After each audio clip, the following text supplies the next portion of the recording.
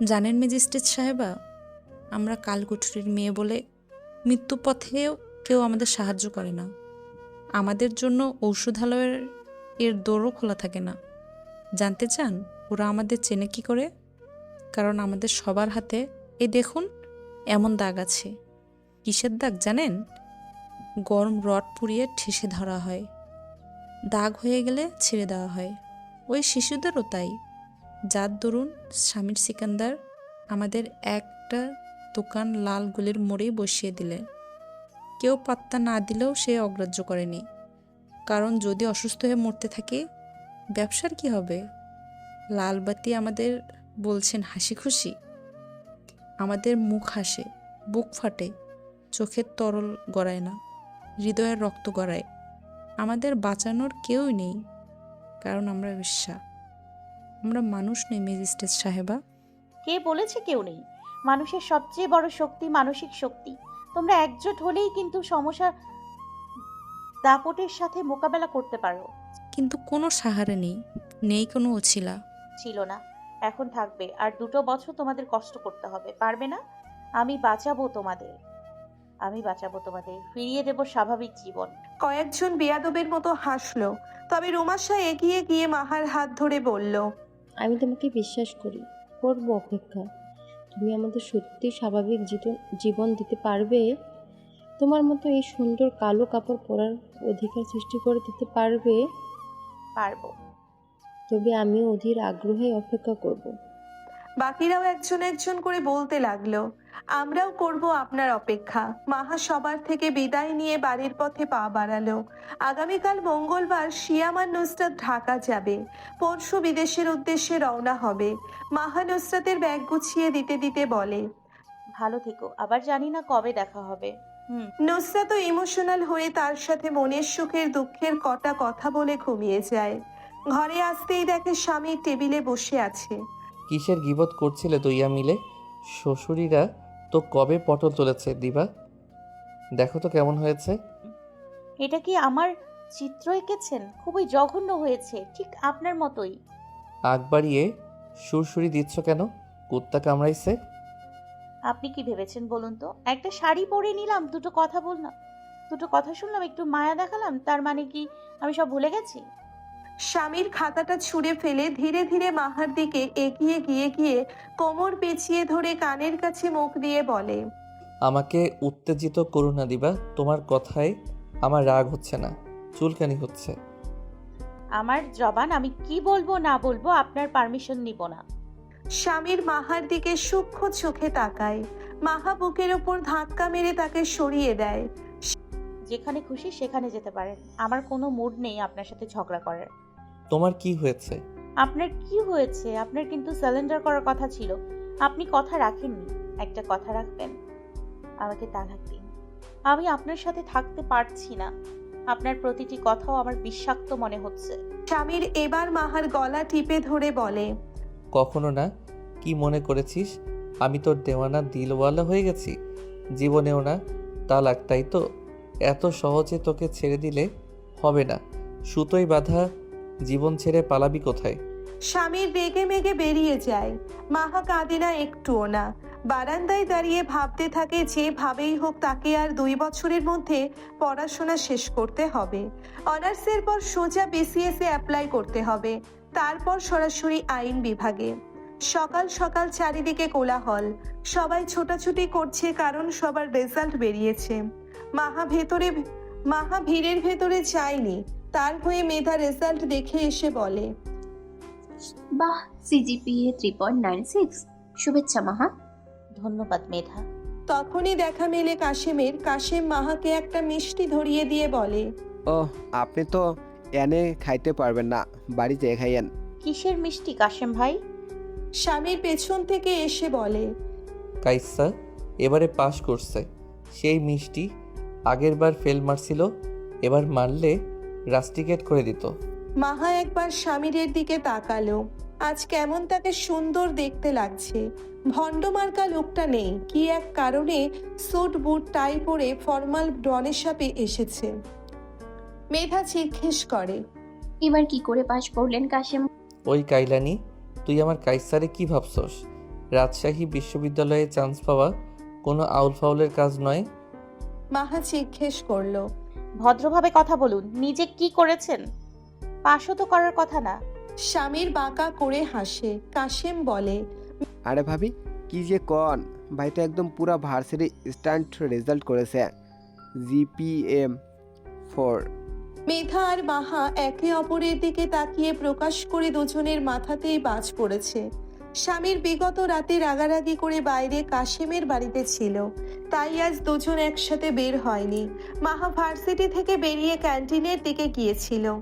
তারপর স্বামীর চেলাপেলা লাগিয়ে অনেক খোঁজ নেওয়ার চেষ্টা করেছে, কিন্তু মাহা ততক্ষণেও বাড়ি ফিরে আসেনি।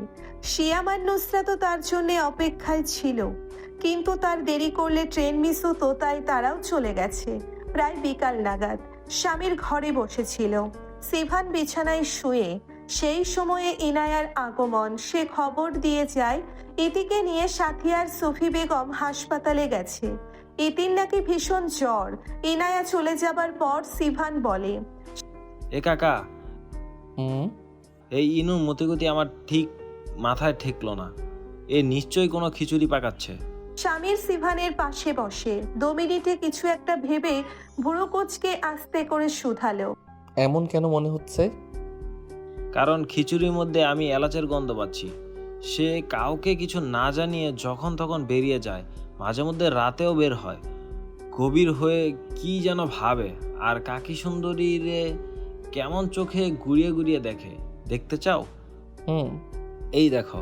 ভিডিও? সাবাস পাঙ্গি, যেমনি বাপ তেমনি বেটা, তবে নজর একদম এই কাকার মতো। কই দেখি। সিভান ভিডিও চালু করতেই দেখা যায় ইনায়া আর মাহা রান্নাঘরে ছিল।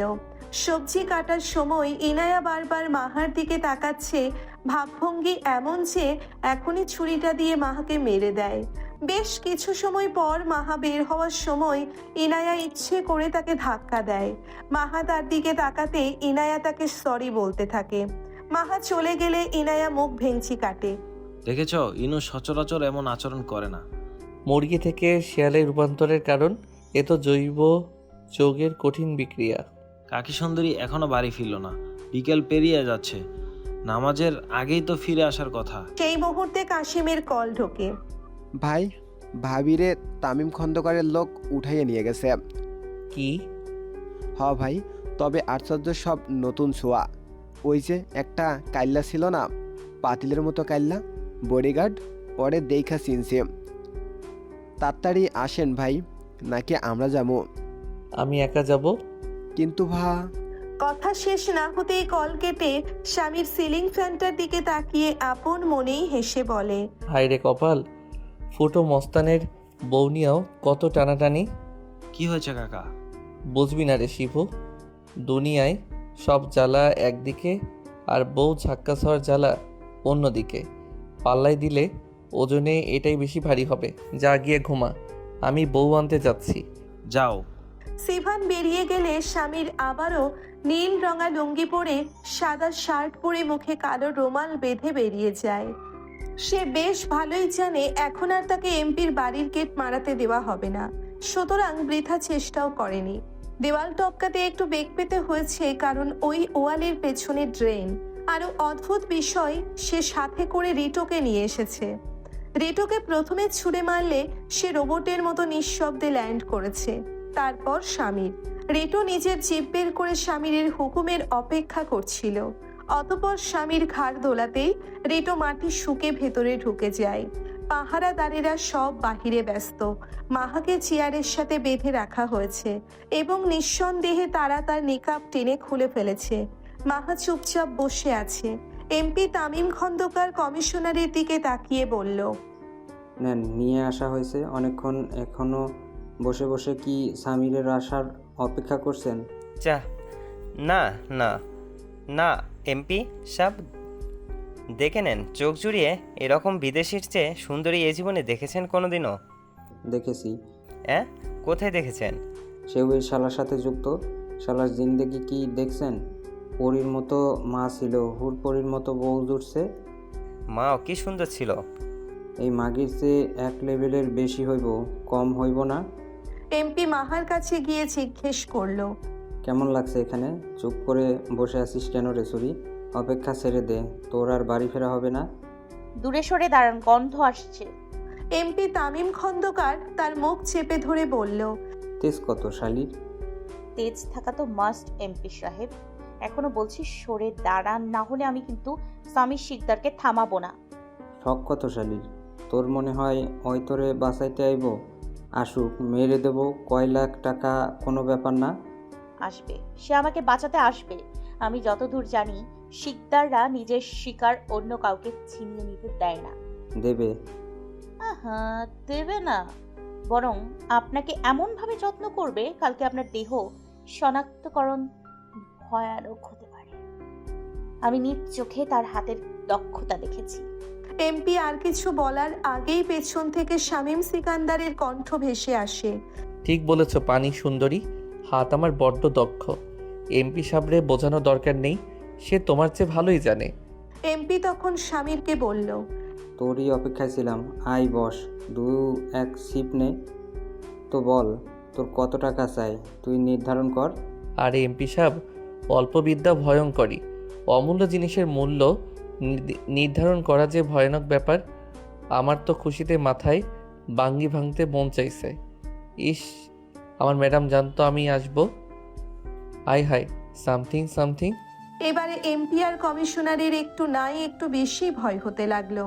ততক্ষণে রিটো এসে দরজার কাছে দাঁড়িয়ে আছে। স্বামীর লুঙ্গির খুঁট থেকে সচরাচরের মতো একটা ধারালো ছুরি বের করে তা দেখতে দেখতে বলল। Not fair. বেচারা চাক্কু অনেক পরিশ্রম করেছে আজ এই রেস্টে থেকে। পেছনে ছুরি মারলে রিটো তা শুকতে থাকে। স্বামীর এক পা দুপা করে এগিয়ে কমিশনারের কাছে গিয়ে দাঁড়িয়ে বলে। যান, আপনারা গুরুজন, আমি সুযোগ দিলাম। যে আগে মরবে সে মরল, আর যে পরে মরবে সে আমার হাতে।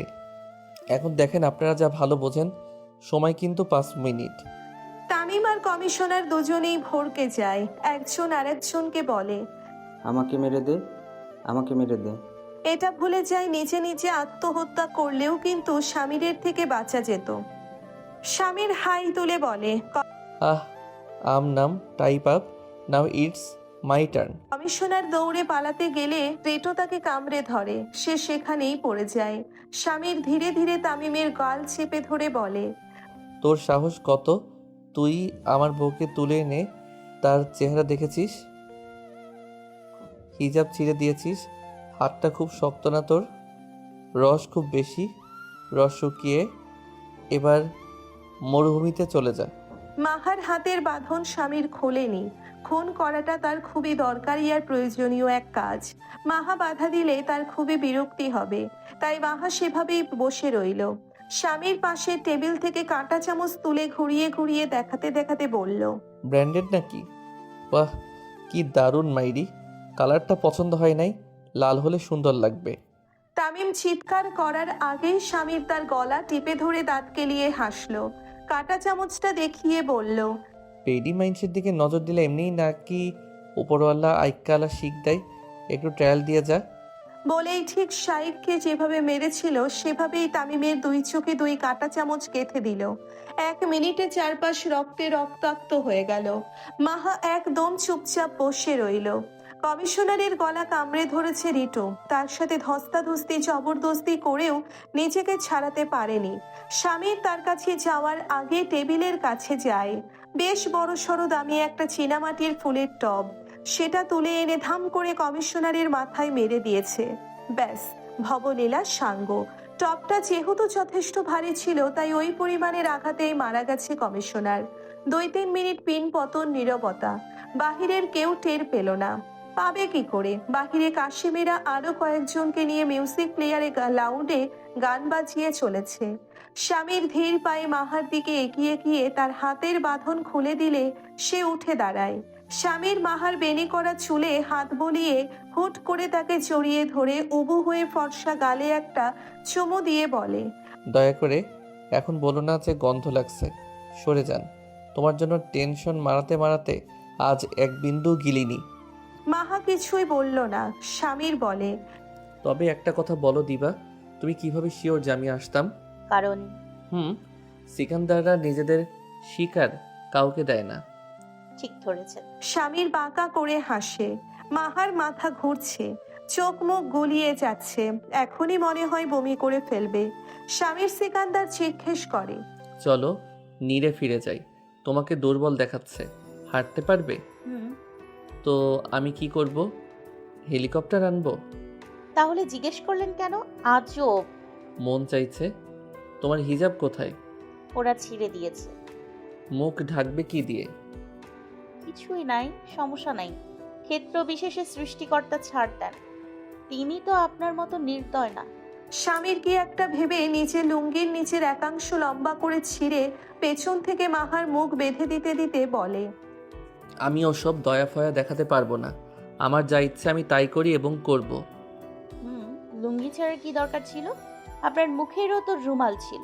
এটা ডাকাতে রুমাল প্লাস রক্ত ভরে আছে। আমি শিকারে বেরোই মুখ বেঁধে, আর কোনো কথা না। বলেই স্বামীর সোজা মাহাকে পাঁচা কোলে তুলে বলল, কি ব্যাপার বলো তো? ভারী হয়েছে মনে হচ্ছে। নিচে নামান, পড়ে যাব।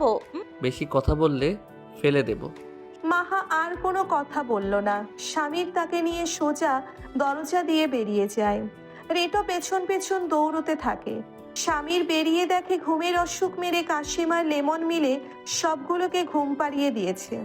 কাশিম মাহার মুখে লুঙ্গির ছেঁড়া অংশ দেখে বলে, ওরে বাপ, এত ভালোবাসা! ব্রেকিং খবর, স্ত্রীর পর্দা রক্ষার্থে স্বামীর লুঙ্গি নিবেদন। দেখ, সবাই শিখে রাখ। সরবাল জায়গা দে। কিন্তু ভাই, এই কুত্তা কেমনে যাব? তোর কোলে চইরা। ইহ, নাক শীতকস না? তোর কাইলানির চেয়ে ওই সুন্দর। নিজের ঘটে পরিল্লাখান বউ আছে জন্য আপনি আমার শ্যামারে অপমান করেন? এটি কিন্তু কষ্টদায়ক ভাই। খুব ভালো, এবারে চুপ কর। আমার বউ ঘুমিয়ে গেছে, জাগলে তোরে পুইতালামু। ঢং দেখলে বাঁচি না। কিছু কইলি? কই না তো। গাড়ি আসতে চালা। আচ্ছা। ধীরে ধীরে গাড়ি সিকান্দার বাড়ি পৌঁছে যায়। মাহার ঘুম ভেঙে গেলে মেয়ে নিজেই ওপরে চলে যায়। তবে শিভানের কথা মতো স্বামীর খেয়াল করে ইনায়া এখনো ঘুমায়নি, আর সে মনে হচ্ছে বাহির থেকে এসেছে, কারণ পরনে বাইরে যাওয়ার পোশাক। এ বিষয়ে তৎক্ষণাৎ কিছু বলে না স্বামী, নিজেও ঘরে চলে যায়। মাহা গোসল সেরে এসে নিজ জায়গায় গিয়ে ঘুমিয়ে পড়ে। স্বামীর জামা কাপড় ছেড়ে চুল মুছতে মুছতে খেয়াল করে মাহার হাতে কিছুটা কেটে গেছে, গালেও নখের দাগ বসে গেছে। নিজ উদ্যোগে মলম নিয়ে এসে নিজেই আলতো করে লাগিয়ে দেয়। বুঝতে পারে মাহার চলে যাচ্ছে, কিন্তু ক্লান্তিতে এমন ঘুম এসেছে যে চোখ খোলেনি। হঠাৎই মাহার পেটের ওপর থেকে কামিজ সরে যায়। স্বামীর দুষ্টু করে একটু হাসলো। হাঁটু ভেঙে বসে ধীরে ধীরে পেটের কাছে মুখ নিয়ে গিয়ে বলে, বিশ্বাস হয় না এর ভেতর আরেকটা আমি আছি, দেখেছিস? বাঙ্গি, তোর মা কত বেয়ারা, নিজেই আমাকে ঠিক হতে বলে আবার নিজেই বিশ্বাস করে আমি নাকি খুন করতে যাব। এতদিন দ্বিধায় ছিলাম, তবে এখন শিওর তোর মায়ের জন্য আমার মনে সামথিং সামথিং কাজ করে। একবার ঘুরে মাহার দিকে তাকায় স্বামীর, ঠোঁট টেনে হাসে, আবারও মাহার নাভির কাছে মুখ নিয়ে বলে, অনুভূতিটা কিন্তু ভালোই। তোর মা কত জায়গা দেখেছিস?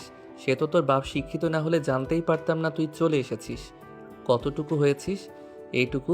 এইটুকু না বীজের সমান এতটুকু। কার মতো দেখতে হবি? মায়ের মতো হোস, বাপ তো একটু কাইল্লা। স্বামীর মাহার পেটের ওপর একটা চুমু দিয়ে কামিজ টেনে ঢেকে দিল। তারপর সোজা গিয়ে মাহার মুখ বরাবর শুয়ে পড়ল।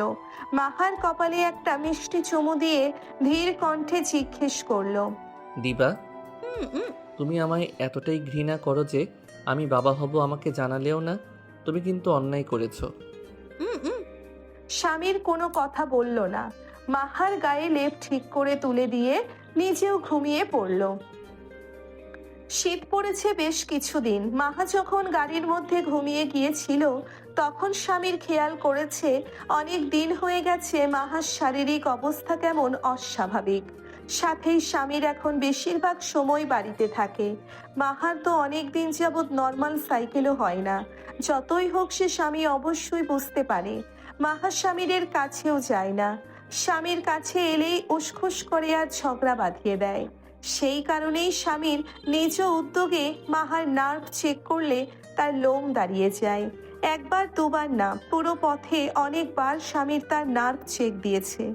সায়েন্সের স্টুডেন্ট হয়ে আর কিছু না হোক এটাতে বড্ড লাভ হয়েছে। স্বামীর নিশ্চিত মাহা অন্তঃসত্ত্বা। জুন 2024, নতুন ইন্সপেক্টর জোভান, রাজপাড়া থানা, রিপোর্টিং স্যার। স্যার এসব থামাচ্ছেন না কেন? সামির সিকান্দার আরও এক ভয়াবহ খুন করেছে। সে এভাবে পুরো রাজশাহী মৃত্যুঘাটে পরিণত করে দেবে? ইন্সপেক্টর জোভানকে থানার ওসি নিহাল দত্ত চোখ বড় বড় করে দেখে বললেন, তুমি তাকে ধরে এনেছো? জি স্যার, আমরা তার এক চেলাকে সশস্ত্রে 2 কেজি ইয়াবা সমেত ধরেছি। ছেলেটার নাম লেমন এবং সে বেশ কয়েক বছর ধরে সামির সিকান্দার এর দাস। তাই সাক্ষীতে আমরা সামির সিকান্দারকে অ্যারেস্ট করে এনেছি। ও শিট, বলদ কোথাকার! তোমার বাড়িতে ফোন দাও, দ্রুত দ্রুত দ্রুত! জোভান ফোন আনলক করে দেখলো বাড়ি থেকে শখানেক মিসড কল। হন্তদন্ত হয়ে বাড়িতে ফোন করতেই ওপাশ থেকে তার স্ত্রী চেঁচিয়ে উঠল। কি বা কারা যেন এসে মা আর খুকিদেরকে তুলে নিয়ে গেছে। নিহাল দত্ত ফোন কেড়ে নিয়ে বলল, ম্যাডাম মাথা ঠান্ডা করুন, তাদের মধ্যে কাউকে পেলে। হ্যালো হ্যালো, কাশেম হালদার বলছি। নিহাল? ছোট ভাই, ইনি নতুন এসেছে, জানতেন না। ওনাদের ছেড়ে দাও, আমি এখনই স্বামী শিকদারকে বাড়ি পৌঁছে দিয়েছি। Very good.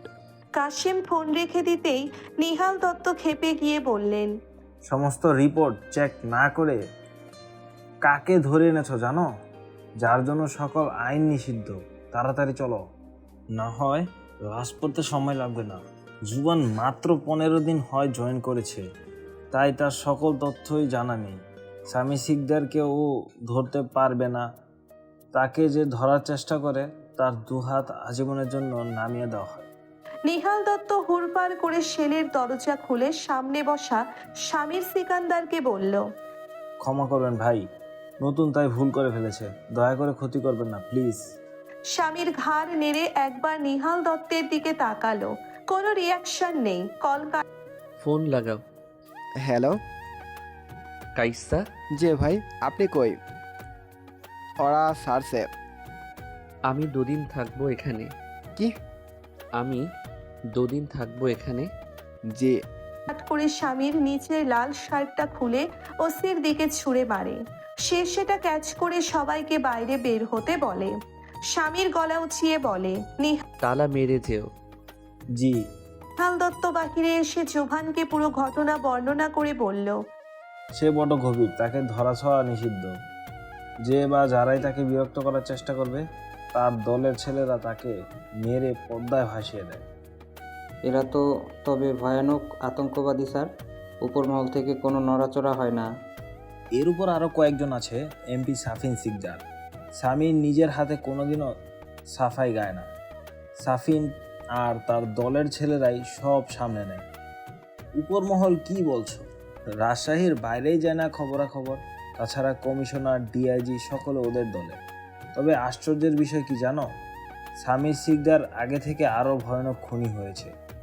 তবে আগের টাকার বদলে যে কাউকে মারানো গেলেও এখন সে নারী আর শিশুর দিকে হাত তোলে না।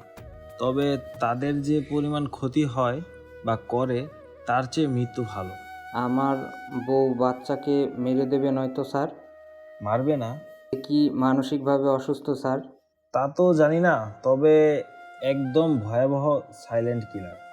সবাই জানে সে খুন করেছে, তবে কোনো প্রমাণ বের করা যায় না। স্বামীর নিজের ঘরে বসে নিজের খাতায় কি যেন আঁকাআঁকি করছে। পেজটা ছিঁড়ে ফেলে আবারও পেন্সিল ঘষতে লাগলো খাতায়। আজ বহুদিন পরে কাশিম দেওয়াল টপকে এসেছে স্বামীরের ঘরে। স্বামীর এখন আর বারান্দা টপকায় না, দরজায় ব্যবহার করে। কাশিম বলে, কি বলবো? ভাই, ভার্সিটিতে গোলমাল বাঁধেছে। ঢাকা থেকে খবর আসতেছে কোটা আন্দোলন এর জন্যে ক্যাম্পাসে সরাসরিরা বেশ আলোচনা সমালোচনা শুরু করেছে। দ্বন্দ্ব তো লাগলো বলে এ বিষয়ে কিছু কইবেন না? কেমন কথা যে কি বলবেন? আপনি কি দলের দিকে থাকবেন ভাই? জানি না। কিন্তু সাফিন ভাই জীবনও ছাত্রদের পক্ষ নিবে না। আমি খালি ভাবতাছি, এই যে এরা এত বাড়াবাড়ি করতেছে, মায়েরা দিলে শখ মিটব।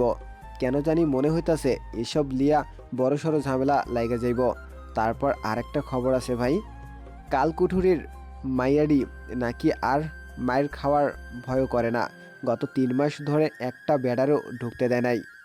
মজা করার ইচ্ছে নাই? মজা না ভাই, সত্যি। আপনি তো আর খবর রাখেন না। রাগিব, দেওয়ান আর সাফিন ভাই তো দেশের বাইরে, তবে লেমন আর মারিয়া আফা গেছিল। যাইয়া দেখে দাসগুলা মায়াদের কথা শুনতেছে। জিজ্ঞাইছে কি হয়েছে, ওরা কয় মায়াডি নাকি তাদের ঠেঙ্গাইছে। কি বলিস? হ ভাই, শুনলাম। ওরা যারা পড়াশোনায় জানে না, হেরাও কোটা আন্দোলন ঘিরে কথা বলতেছে। বাইরে যাই? যায়, লাল গলির বাইরেও যায়, তবে কাউরে কয় না যে হেরা কালকুঠুরির মাইয়া। এই বড় বড় হাতার পোশাক পরে তারা কঠুরির পোড়া চিহ্ন দেখা যায় না। ভার্সিটিতে কি হয়েছে? কোঠায় কাছে মেধা ডুবে যাচ্ছে। পরীক্ষা দিয়ে যথেষ্ট নাম্বার পেয়েও অনেক চান্স পায় না। এত কষ্ট করে পড়া, খরচ সব বৃথা যায়। কিন্তু অন্যদিকে জাগের কোটা আছে, হেরা নাম্বার কম পাইলেও কোটার টানে ঠিক হয়ে যায়। আন্দোলন বড়ই উঠছে ঢাকায়। ভার্সিটির প্রিন্সিপাল বা ভাইস প্রিন্সিপাল কেউ কিন্তু এই ব্যাপারে একটু শব্দ করতেছে না। শতভাবে যদি বিবেচনা করে বলি, তবে কোটা তুলে দেওয়াটাই যুক্তিগত ভাই। আন্দোলনে যাচ্ছিস? আপনি যেদিক আমিও সেদিক। সামির কিছুই বলল না। তের ইশারায় কাশেমকে চলে যেতে নির্দেশ দেয়। একটু পর শিভান ঢোকে ঘরে। সে এখন এক সুদর্শন তরুণে পরিণতি পেয়েছে। সে ঢুকে সোজা বিছানায় গিয়ে বসে। এ কাকা, কি আঁকলে? দেখাও আমাকে। দেখানো যাবে না। বুঝেছি, কাকি সুন্দরী ছবি, আমায় কেন দেখাও না? কারণ ওই পর্দা করে, কাউরে চেহারা দেখায় না। ওর চেহারা দেখার অধিকার শুধু আমার। সিভান কেমন একটু ব্যথিত হাসি হাসে। স্বামী ধীরে ধীরে উঠে বিছানায় গিয়ে শিভানের পায়ের ওপর মাথা রেখে বলে, আমার কপালে সুখ কেন সয় না শিভু? আমি বাবা হতাম, আমার একটা ডুপ্লিকেট কপি থাকতো, হয়তো আমার মতো দেখতে হতো, তবে আমি কখনো তাকে সামির সিকান্দারের জীবন দিতাম না। আমি সেই সুযোগটুকুও পাইনি। এ কাকা, দক্ষিণ পাড়ার মুরব্বির ছুরিটার কথা মনে আছে? হেব্বি দেখতে। বাবা ওকে তোমার জন্য ঠিক করেছে, দেশে আসলেই বিয়া। আরে তোমার ভার্সিটিতে পড়ে, তিথি নাম। কি জন্য ঠিক করেছে? তোমার সাথে বিয়ের জন্য। আমি কি অবিবাহিত? পুরুষ মানুষের 4টা বিয়া করা যায়। আমার একটাই, 4টার সমান। সিভান কিছুক্ষণ চুপ করে রইল। স্বামীর তার ভাব বুঝে নিজেই জবাব দিল, কোন সাহসে সে কথা বলছিস? আমার চরওয়ালি চড়িয়ে দাঁত খুলে নেবে আমার। কাকা, কাকি সুন্দরী। চোপ বাঙ্গির নাতি, ও একদম ঠিক আছে। ও রোজ আসে, আমাকে বকে, গাল পারে, চর মারে, কিন্তু দিন শেষে আবারও চলে যায়। স্বামীর ছাদে উঠে পা ঝুলিয়ে বসে ঢক ঢক করে বিয়ার গিলতে থাকে। সিভান মুখ বেঁকিয়ে চলে যায়। স্বামীরের খেয়াল হয় মেঝেতে রাখা হাতটাই কারো আলতো ছোঁয়া। চোখ মুখ গলিয়ে ওঠে। স্বামীর কণ্ঠ খাদে নামিয়ে বলে, 2 দিন শ্বশুরবাড়িতে থেকে এলাম, তুমি এলে না কেন? কে বলেছে আপনাকে ওখানে গিয়ে থাকতে? স্বামীরের কল্পনায় মাহা তার পাশে গিয়ে বসে। স্বামীর বাম হাতে তার গাল ছুঁয়ে দিলে মাহা আবারও আগের মতো স্বরে বলে, ছি, গন্ধ আসছে, সরে বসুন। তুমি গন্ধ পাও? তবে আমি তোমার গন্ধ পাই না চরওয়ালি। গন্ধহীন এই জগতে বেঁচে থাকা দায় হয়ে গেছে। বেঁচে আছেন কেন? আমাকে মনে করেন? আমি মরে গেলে আপনার চর খাবে কে চরওয়ালি? আমি তো নেই সামির শিকদার। কিন্তু আমি যে তোমায় বড্ড কঠোরভাবে অনুভব করি, দ্বীপজলের মা। শত্রু হিসেবে আমি কতটা ভাগ্যবতী দেখুন। বিরোধী পক্ষ আমায় হারিয়ে দিশেহারা হয়ে গেছে। এসে নাও, এসে নাও। আমার অবস্থায় হাসার জন্যই তো তোমার আগমন ছিল। মাহা গাল টেনে হাসল। স্বামীর পাশের থেকে গিটার তুলে নিয়ে টুংটাং করে ভাঙা গলায়, तेरे जाने का गम और न आने का गम, फिर जमाने का गम क्या करे, राह देखे नजर रात भर जाग कर, पर तेरी तो खबर ना मिले।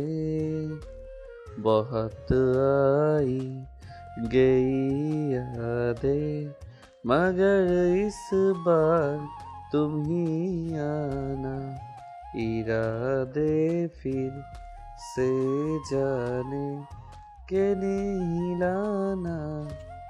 তুমি আনা 2018 সাল শেষের দিকে প্রায় চারদিকে শীতের বেশ ধাক্কা।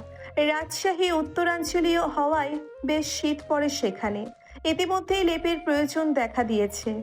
শীতের দিনে এমনিতেই ঘুম থেকে উঠতে ইচ্ছে হয় না, তবে মাহা ঠিক নামাজের ডাক শুনে ভোরবেলাতেই খোদার ইবাদতে মশগুল হয়ে গেছে।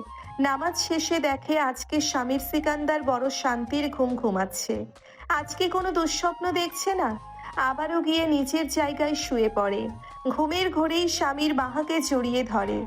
মাহা খপ করে চোখ এঁটে নেয়। স্বামীর হাতিয়ে হাতিয়ে লেপটা মাহার গায়ে আবার তুলে দিয়ে হাত সরিয়ে নেয়।